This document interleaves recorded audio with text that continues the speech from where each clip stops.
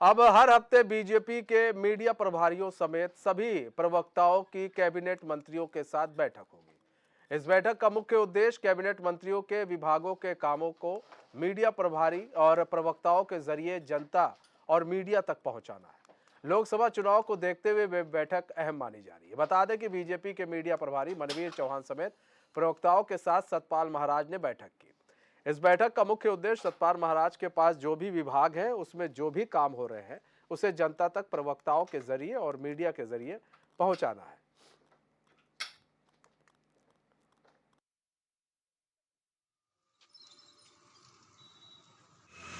देखिए, media department ने हमारे ये तय किया है कि सभी मंत्रीगणों के साथ हम सप्ताह में एक बार बैठेंगे। पूरे प्रवक्ता हमारे हैं, मीडिया इंचार्ज हैं, सह मीडिया प्रभारी हैं और हमारे मीडिया से रिलेटेड जितने भी लोग हैं, हम सब लोग उनके साथ बैठेंगे, सभी मंत्रीगणों के साथ। उनके विभाग में क्या बेहतर काम हो रहे हैं, उनके विभाग में क्या जन आकांक्षी योजनाएं चल रही हैं, किस प्रकार के विभाग में नई योजनाओं का क्या-क्या उनका सोचना है, इन सब विषयों पर विस्तार से चर्चा माननीय मंत्रीगणों के साथ हुई है और आज सतपाल महाराज जी से ये कार्यक्रम शुरू हुआ है। हर सप्ताह हम हर मंत्री के साथ बैठने वाले हैं ताकि बहुत सारे विषय होते हैं जिनकी जानकारी समाज को जा सके, जिनकी जानकारी मीडिया को जा सके, इन सब चीज़ों को बेहतर ढंग से विषय को हम रख सकें। इन सारी चीज़ों को लेकर के समय-समय पर ये काम करने की हमारी मीडिया डिपार्टमेंट ने सोचा और हर सप्ताह ये रूटीन हमारा जारी रहेगा। दीपिका भंडारी पूरी जानकारी के साथ हमारी संवाददाता जुड़ चुकी है। दीपिका, अब कैबिनेट मंत्रियों के साथ जितने भी मीडिया प्रभारी हैं और प्रवक्ता हैं उनकी मीटिंग अब होगी और सबसे बड़ी चीज ये है कि जो कैबिनेट मंत्री हैं वो क्या काम कर रहे हैं वो अब मीडिया के जरिए जनता तक पहुंचाने की बात की जा रही है। यानी कि पूरी तैयारी जो है वो बीजेपी ने कर ली है लोकसभा चुनाव को देखते हुए।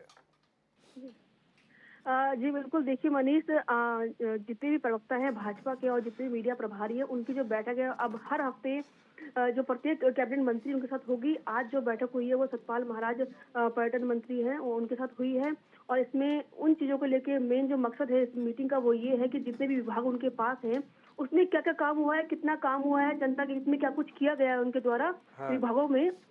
उस कार्य को जो है प्रवक्ताओं के जरिए और मीडिया प्रभारी के जरिए जो है वो पहले मीडिया तक पहुंचाना है और मीडिया के जरिए जनता तक पहुंचाना है कि उनके मंत्री जो है कितना काम उनके क्षेत्र में कर रहे हैं, चाहे उनका विधानसभा क्षेत्र हो या अन्य क्षेत्र हो, कितना काम किया है। तो अब हर हफ्ते ये मीटिंग होगी, हर अलग अलग मंत्रियों के साथ होगी और जितने प्रवक्ता हैं भाजपा के और मीडिया प्रभारी वो उस बैठक में रहेंगे और उसके बाद वो उनके विभागों के काम को जनता तक उनके कामों को गिनवाएंगे और बताएंगे कि क्या कुछ विकास कार्य उन्होंने किए हैं।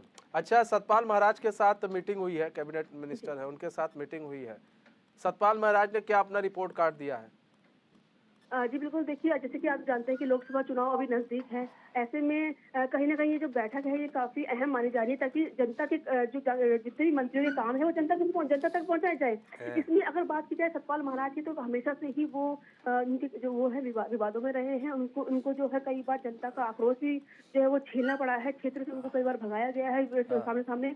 तो कहीं ना कहीं जो वीडियो जो भी हमारे पास हम तक पहुंची है वायरल वीडियो, उसमें ये साफ है कि कहीं ना कहीं जनता उनके कामों से नाराज है। जिस तरीके से उनको विरोध झेलना पड़ा, अभी परसों रितु खंडूरी को भी विरोध झेलना पड़ा, उनको वहां से भगाया गया आपका प्रभावित क्षेत्र से। तो कहीं ना कहीं कोतवाल और जो चौबट्टाखाल विधानसभा क्षेत्र है जहां से ये विधायक हैं सतपाल महाराज, तो लोगों में काफी नाराजगी है। हालांकि सतपाल महाराज ने ये कहा है कि उन्होंने जितने भी काम किए हैं वो जनता के हित में किए हैं और जनता ने जो भी उनसे कहा है उन्होंने पूरे काम किए हैं। तो उन्होंने सबसे पहले क्योंकि पर्यटन मंत्री है, उन्होंने पर्यटन को बढ़ावा देने के लिए क्या क्या किया है, कहाँ कहाँ भी डेस्टिनेशन बनाए हैं और लोगों के लिए जो बाहर से आते हैं घूमने के लिए यहाँ पे उससे कितनी आय हो रही है, कितनी आय बढ़ी है, इसको लेकर के भी उन्होंने बातचीत की है। इसी के साथ जो जितने भी चारधाम, चाहे वो यात्रा हो या वो अन्य कोई धार्मिक स्थल हो, वहाँ पे कितना क्या क्या कुछ व्यवस्था उन्होंने श्रद्धालुओं के लिए की है। ये तमाम तरीके के जो काम है, चाहे वो ऑल वेदर रोड का जो रास्ते में कोई भी काम हो या अन्य कोई चीजें हो, उसको लेकर के उन्होंने बताया है कि क्या क्या काम हुए हैं। खास तौर पर जो बाहर राज्य से लोग आते हैं उनके घूमने को लेकर के, यहाँ एंटरटेनमेंट के लेकर के क्या क्या कुछ व्यवस्थाएं यहाँ पे की गई है, चाहे वो मसूरी हो, चाहे वो टिहरी हो, चाहे वो नैनीताल हो, क्या क्या नए नए स्पॉट बनाए गए हैं, नए नए चीजें देखने को मिलेगी। तो उसमें तमाम तरीके के जो भी काम है जो है उसके जरिए लोगों को बताया जा रहा है कि है लोकसभा कहीं ना कहीं बड़ा ही है ताकि लोग सोचे उनको फायदा हो। अच्छा दीपिका, देखिए सबसे बड़ी चीज है, इसकी आवश्यकता क्यों आन पड़ी है? आखिर एकदम से अब कैबिनेट मिनिस्टर जो है अपने कामों को प्रवक्ताओं को बताएंगे, इसकी आवश्यकता क्यों आन पड़ी है? ये क्या जो निर्देश आए हैं वो केंद्र की ओर से आए हैं, या फिर सीएम धामी ने ये निर्देशित किया है कि नहीं भैया अब आप लोग को बताना पड़ेगा काम?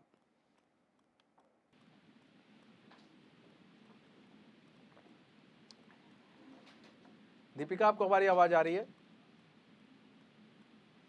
लगता है दीपिका से हमारा संपर्क टूट गया। हम दोबारा संपर्क साधने की कोशिश करेंगे। तो देखिए, एक अब बढ़िया तरीका है निकाला गया है बीजेपी के द्वारा, क्योंकि अक्सर कामों को लेकर सवाल किए जाते हैं। आशीष नोटियाल जुड़ चुके हैं, कांग्रेस के प्रवक्ता हमारे साथ। आशीष नोटियाल जी, स्वागत है चैन में आपका। आशीष नोटियाल जी, अब जो बीजेपी प्रवक्ता है, अब उनको कैबिनेट जो भी मिनिस्टर हैं वो बताएंगे कि वो क्या क्या काम किया है उन्होंने, और उसके बाद प्रवक्ता जो है वो अब जनता के बीच में मीडिया के द्वारा ले जाने का काम करेंगे, और जो उनके पन्ना प्रमुख है उनसे भी बताएंगे कि आप जनता तक पहुंचाएं इस बात को। 2024 की पूरी तैयारी इन्होंने कर ली है, उसी पर पूरे रोड मैप पर चल रहे हैं। किस तरह से देख रहे हैं इस फैसले को?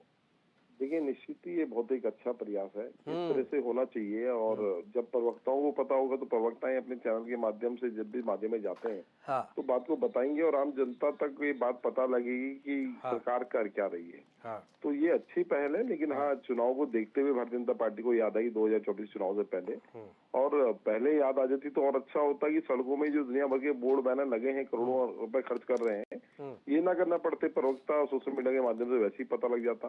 और प्रवक्ताओं को तो ये बात पता होनी ही चाहिए कि सरकार क्या कर रही है, लेकिन धरातल पे सरकार कुछ कार्य करके दिखाए तो अच्छा होगा। क्योंकि आप लोग सवाल बहुत पूछते हैं ना कि आपके मंत्री ने क्या किया है। इस चीज में देखो, ये कोई गलत नहीं है, हाँ, पता होना चाहिए। प्रवक्ताओं के माध्यम से ही पार्टी को अपनी बातों को आगे पहुंचाने का एक जरिया है, ना कि बड़े बड़े बोर्ड बैनर लगा के पहले ही उत्तराखंड जैसा राज्य कर्जों में, उसमें आप दिखाएं हमने ये बना दिया, ये बना दिया। तो एक अच्छा एक माउथ पब्लिसिटी जो आपकी होगी तो और ज्यादा अच्छा है, और वो बताएंगे बात जनता को और जनता को उससे फायदा होगा, तो ये अच्छी बात है, इसमें गलत नहीं है। ठीक है। आशीष जी बने रहिए। नवीन ठाकुर जुड़ चुके हैं, बीजेपी के प्रवक्ता है। नवीन ठाकुर जी, स्वागत है चैन में आपका। नवीन ठाकुर जी, 2024 की पूरी रूपरेखा तैयार कर ली है आप लोगों ने। अब जो है कैबिनेट मिनिस्टर प्रवक्ताओं को बुलाकर अपने कामकाज गिनाएंगे कि भैया देख लो ये काम किया है, जाओ जनता तक पहुंचा दो। मतलब प्रवक्ता पहुंचाएंगे, कैबिनेट मिनिस्टर जो है वो नहीं पहुंचा पा रहे हैं। नहीं मनीष जी, देखिए ये तो परिपाटी और परंपरा भाजपा की बहुत पहले से है। हाँ, बीच में कुछ समय तक ये नहीं चल पाया। हाँ, हम लगातार जो है अपने मंत्रियों के साथ, और इवन पिछले कार्यकाल में तो माननीय मुख्यमंत्री जी के यहाँ भी जो है प्रवक्ता लोग बैठते थे, हाँ, और सरकार और संगठन में सामंजस्य बना रहे, हाँ, इसको लेकर लगातार बैठ के होती थी। हाँ, और अब फिर से ये परिपाटी शुरू की गई है, और ऐसा नहीं है कि मंत्री लोग नहीं पहुंचा पाए, लेकिन प्रवक्ताओं को भी जानकारी होनी चाहिए। इतने कार्य हमारे मंत्रीगण कर रहे हैं और उनका विभाग कर रहा है, जनता के हित के इतने काम जो है ऐतिहासिक कार्य उत्तराखंड में हो रहे हैं, तो उन कामों को जन जन तक भी पहुंचना चाहिए, और संगठन के माध्यम से पहुंचना चाहिए। संगठन के कार्यकर्ताओं को भी जानकारी होनी चाहिए। इस निमित्त की पूर्व में भी सामंजस्य बैठक होती थी, और अब पुनः इस बैठक का जो है प्रारंभ किया गया है। हाँ, तो अब यहाँ पर नवीन भाई सवाल ये है कि प्रवक्ता सिर्फ वही काम बताएंगे जो उन्होंने किए हैं, वो नहीं बताए जाएंगे जो उन्होंने अभी तक नहीं किए, वो भी बताए सब जाएंगे। चीजों पर मंथन होगा। आज भी बहुत सकारात्मक बैठक रही। हाँ, सतपाल महाराज माननीय मंत्री जी के साथ जी बहुत सकारात्मक बैठक रही। हाँ। कई चीजों पर जो है चर्चा हुई, एक एक प्रवक्ता के साथ चर्चा की गई, सामूहिक चर्चा की गई, हमारे द्वारा जो काम किए गए उन पर चर्चा की गई, आगे का जो रोड मैप है उस पर चर्चा की गई।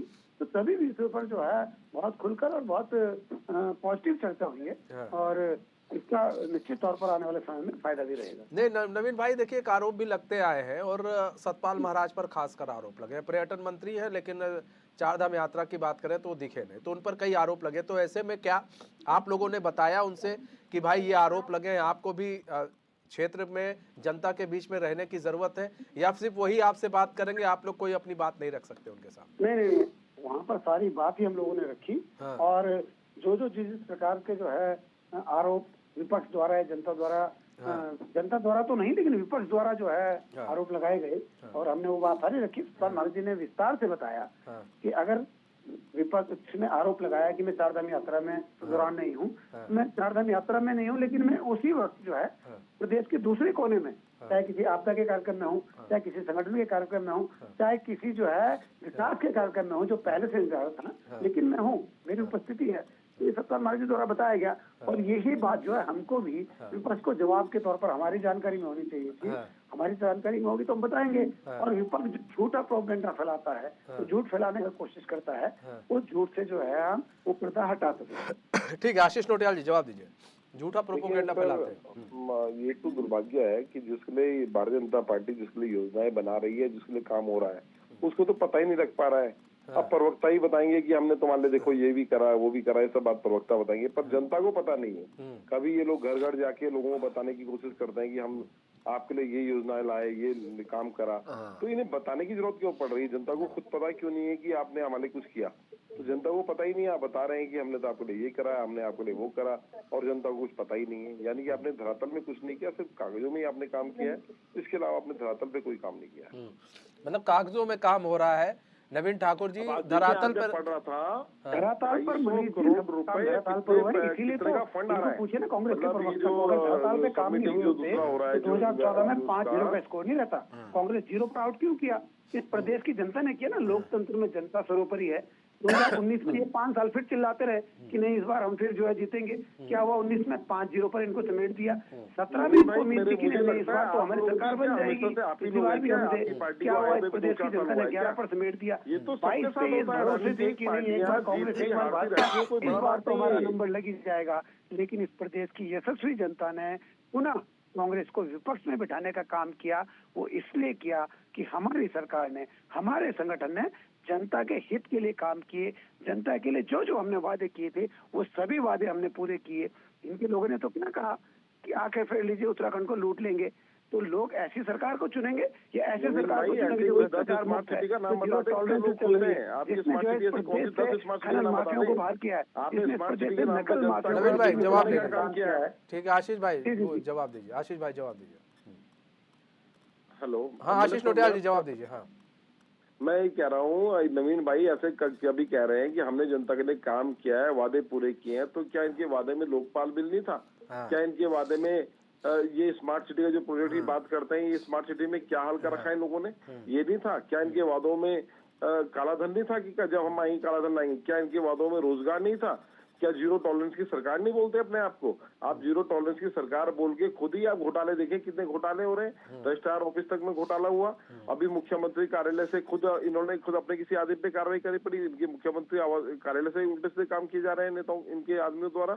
तो अब क्या कितना तो काम करेंगे इस तरीके का, और फिर अपने हिसाब से बात पीट रहे हैं, अपने पीठ फंसवा रहे हैं कि हमने काम कर दिया। राजेश क्या काम कर दिया आपने? एक अंकिता हत्याकांड में न्याय नहीं दिला पाए। जो हमारा मंदिर है संविधान का, जो हमारा विधानसभा है, उसके अंदर आपने घोटाला करा, और आप किस चीज का अपना 2 साल बेमिसाल बोर्ड लगाते फिर रहे? आपने ऐसा क्या कर दिया उत्तराखंड के लिए? युवाओं पे आपने लाठियां मारी, उसमें लिख देते 2 साल बेमिसाल, देखो युवाओं पे किस तरह लाठी मारी हमने, ये भी लिख देते। अंकिता हत्याकांड में वीआईपी का नाम आपने छुपाया, कितनी बड़ी उपलब्धि है आपकी। आपने विधानसभा भर्ती घोटाले में जो जिसने कराया विधानसभा भर्ती घोटाले, जो मंत्री थे उनको प्रमोशन देने का काम आप लोग कर रहे हैं, ये भी डाल देते।